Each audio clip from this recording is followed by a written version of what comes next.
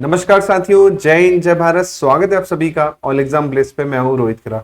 आज के इस वीडियो में मैं आपको बताने वाला हूं टीचिंग एप्टीट्यूड की कैसे करी प्रिपरेशन। जी हां, काफी स्टूडेंट्स का था कि सर मैं टीचिंग एप्टीट्यूड में समझ नहीं आ रहा कैसे पढ़ना है, क्या पढ़ना है। तो इस वीडियो में मैं आपको पहले तो आपको सिलेबस डिस्कस करूंगा, साथ में क्वेश्चन टाइप बताऊंगा किस तरह के क्वेश्चन यहाँ पर पूछे जाते हैं टीचिंग एप्टीट्यूड में, और जो लेटेस्ट में 2023 में हुए हैं क्वेश्चन, जी हाँ 2023 में जो जून साइकिल में हुए हैं क्वेश्चन, तो वो कुछ क्वेश्चंस भी आपको डिस्कस करूंगा ताकि आपको एक आइडिया हो जाए कि हाँ इस टाइप के क्वेश्चंस हमें यूजीसी नेट में पूछे जा सकते हैं दिसंबर वाले एग्जाम में।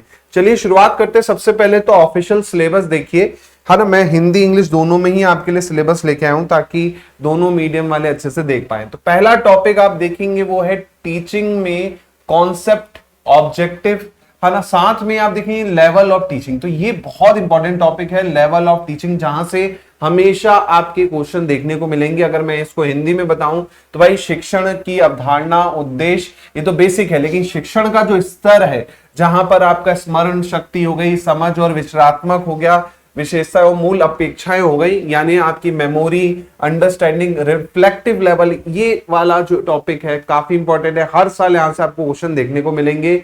साथ में कैरेक्टरिस्टिक जो होंगी वो और बेसिक रिक्वायरमेंट वो आपको पढ़ना है। सेकंड जो टॉपिक होता है वो लर्नर कैरेक्टरिस्टिक होती है। जी हाँ, लर्नर की जो कैरेक्टरिस्टिक होगी वो आपको डिटेल में पढ़नी है, जिसमें आपकी एडसोलेंस हो गया, एडल्ट लर्नर हो गया, इसमें एकेडमिक, सोशल, इमोशनल, कॉग्निटिव और इंडिविजुअल डिफरेंसेस आपको पढ़ने हैं, है ना। तो सेकंड टॉपिक है शिक्षार्थी की विशेषताएं, जिसमें किशोर के साथ साथ में वयस्क शिक्षार्थी की जो दिमाग की चीजें होती हैं, जैसे शैक्षणिक रूप से, है ना, सामाजिक रूप से, भावनात्मक रूप से और संज्ञात्मक रूप से, और व्यक्तिगत भिन्नताएं हमें पढ़नी है।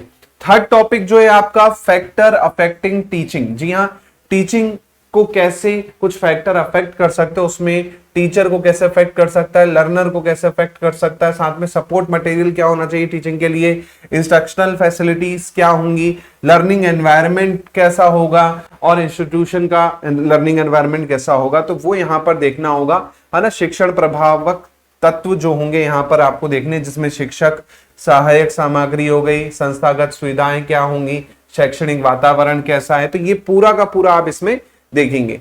इसके बाद आपका चौथा टॉपिक आता है method of teaching of institution of higher education. अब यहां पर जितनी मेथड है टीचिंग की, और ये भी ऐसे क्वेश्चंस हैं जहां से क्वेश्चन डायरेक्ट देखने को मिलता है। टीचर सेंटर मेथड हो गई, है ना, लर्नर सेंटर मेथड हो गई, मिक्स मेथड हो गई, इसके अलावा आपका ऑफलाइन कोचिंग हो गई, ऑनलाइन कोचिंग मेथड हो गई, ऑनलाइन में फिर आपका मॉक हो गया, मॉक में आपका स्वयं प्रभा हो गया, स्वयं हो गया, है ना। तो ये आपको यहां पर पढ़ना है। अगर हिंदी में बताऊं तो उच्च अधिगम संस्थाओं में जो शिक्षण की पद्धति है ना, अध्यापक केंद्रित हो या शिक्षार्थी केंद्रित हो या फिर दोनों का मिक्स हो, मिश्रित विधि हो, है ना, तो वो आपको यहां पर पढ़ना है। साथ में ऑफलाइन वर्सेस ऑनलाइन आपको देखना है कि ऑफलाइन कोचिंग क्या होती है और ऑनलाइन क्या होती है। साथ में जो आपका स्वयं है, स्वयं प्रभा है, मूक्स है, उनके बारे में काफी डिटेल में आपको चर्चा करना है।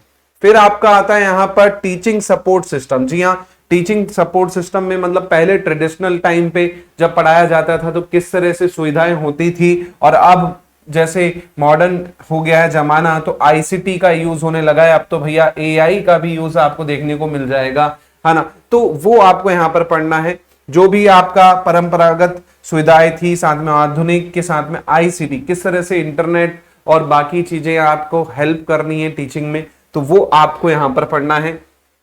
जो लास्ट है वो है ई वैल्यूएशन सिस्टम। जी हाँ, ई वैल्यूएशन सिस्टम से भी हमेशा एक क्वेश्चन कंफर्म होता है। अगर आप देखेंगे तो एक क्वेश्चन यहां से, एक आपका मेथड ऑफ इंस्टीट्यूशन से और एक लेवल ऑफ टीचिंग से, 3 क्वेश्चन तो आपके हमेशा एग्जाम में देखने को मिलेंगे, है ना। इसमें भी आप देखेंगे तो टाइप ऑफ इवैल्यूएशन कौन कौन से होते हैं, है ना। चॉइस बेस्ड क्रेडिट सिस्टम क्या है नया वाला, कंप्यूटर बेस्ड टेस्टिंग क्या है, इनोवेशन कैसे हो रही है इवैल्यूएशन सिस्टम में, वो आपको यहाँ पर पढ़ना है। तो अगर आप देखेंगे मूल्यांकन प्रणाली के बारे में तो इसमें बेसिक हो गया, जैसे फॉर्मेटिव हो गया, समेटिव मेथड हो गई, है ना, अलग अलग टेस्ट हो गए, वो क्यों करवाए जाते हैं, उसके टाइप क्या है ना। साथ में जो आपका चॉइस बेस्ड क्रेडिट सिस्टम है उसके बारे में, इसके अलावा कंप्यूटर पे बेस्ड परीक्षाएं जो होती हैं, ऑनलाइन पेपर जो होते हैं, या मैं कहूँ सीबीटी कंप्यूटर बेस्ड टेस्ट जो होते हैं वो क्या होंगे। उसके अलावा जो नई चीजें ई वैल्यूएशन सिस्टम में जुड़ी हैं, वो भी आपको पढ़ना है। तो ये पूरा जो आप देख रहे हैं ये पूरा का पूरा टीचिंग एप्टीट्यूड का सिलेबस है। इसके अलावा आपको कुछ नहीं पढ़ना। अगर आपने पढ़ लिया तो आपके मार्क्स जो है ना 100% आने वाले हैं। केवल सिलेबस रट लो, बस जितना सिलेबस है ना वो रट लो। अब बात करते सर यहाँ पर क्वेश्चन कैसे आए थे, तो वो मैं आपको दिखाता हूं। देखिए ये जो मैं क्वेश्चन दिखा रहा हूं ये 2023 जून में आए हुए क्वेश्चन है। जी हाँ, 2023 में एक शिफ्ट है, उसके एक क्वेश्चंस मैंने एक उदाहरण के तौर पे आपके लिए उठाए ताकि आपको क्लियरिटी रहे। क्वेश्चन देख पा रहे हो यहाँ पर आपको मैचदा कॉलम दे रखा है, यहाँ पर टीचर सेंटर दे रखा है, लर्नर सेंटर दे रखा है और लर्निंग सेंटर दे रखा है, और आपको डिसिप्लिनरी एक्सपेक्ट्स दे रखे उसके कि किस तरह की होती है मेथड। तो आप देखेंगे टीचर सेंटर जो होती है वो एक तरह से इम्पोज मेथड होती है ना।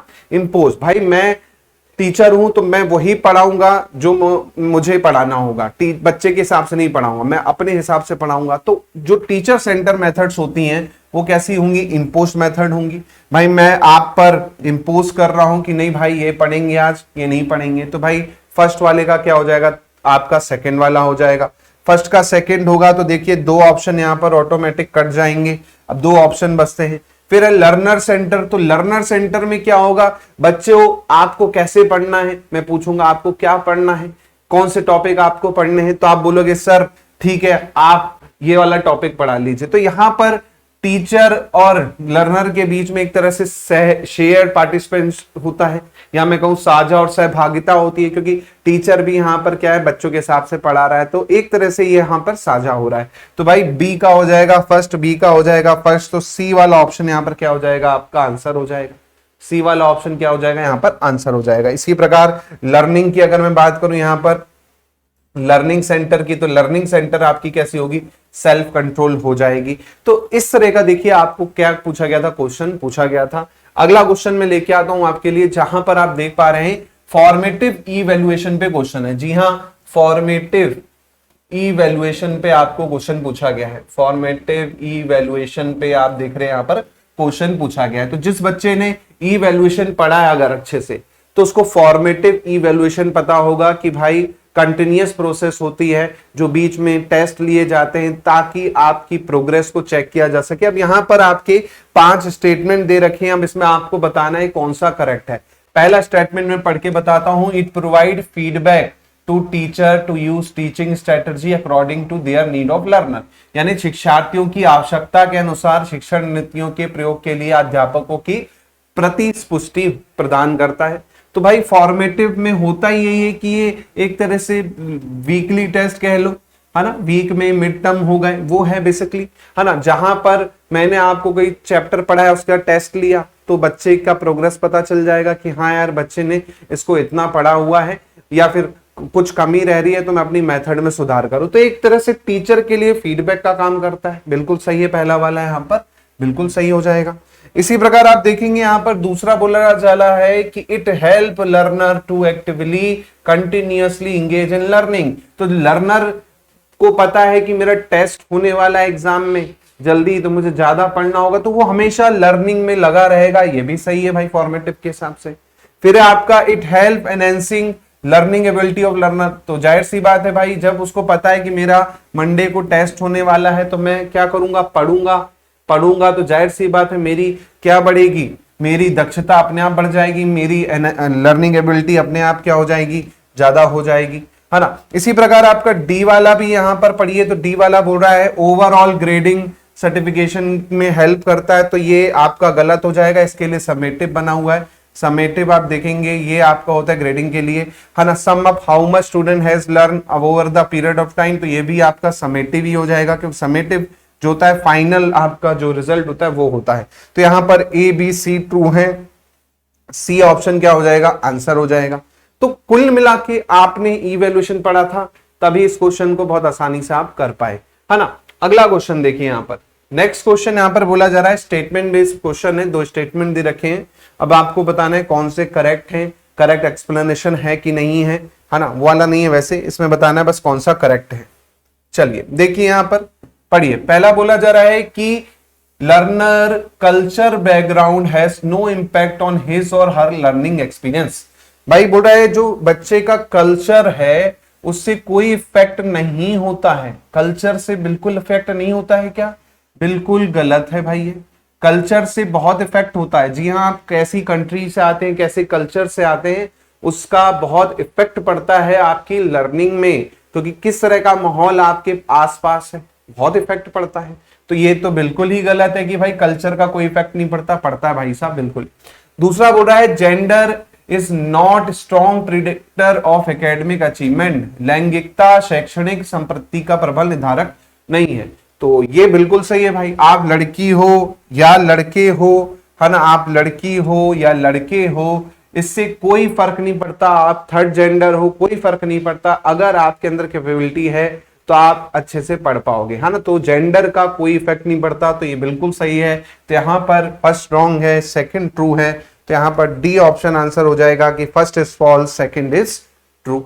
तो आपने यहां पर जाना कि क्वेश्चन किस तरह के पूछे गए हाल ही में, है ना। एकदम सिंपल तो नहीं आएंगे क्वेश्चन की, डायरेक्ट 4 ऑप्शन वाले दे देगा। एक आध क्वेश्चन आपको ऐसा हो सकता है, लेकिन ज्यादातर क्वेश्चन के टाइप आपने देख लिए कि क्वेश्चन के टाइप में आपके स्टेटमेंट बेस्ड क्वेश्चन हो सकते हैं, है ना।